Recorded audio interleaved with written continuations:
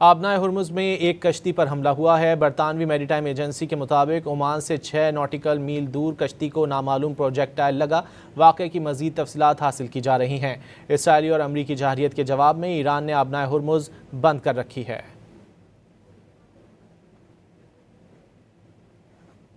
आबनाए Hormuz में एक कश्ती पर हमला हुआ है। बरतानवी मैरीटाइम एजेंसी के मुताबिक ओमान से 6 नॉटिकल मील दूर कश्ती को नामालूम प्रोजेक्टाइल लगा।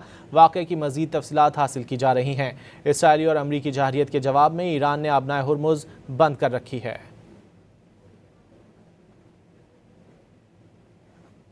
आबनाए हुर्मुज़ में एक कश्ती पर हमला हुआ है। बरतानवी मैरीटाइम एजेंसी के मुताबिक ओमान से 6 नॉटिकल मील दूर कश्ती को नामालूम प्रोजेक्टाइल लगा। वाक़े की मज़ीद तफसीलात हासिल की जा रही हैं। इसराइली और अमरीकी जहारियत के जवाब में ईरान ने आबनाए हुर्मुज़ बंद कर रखी है।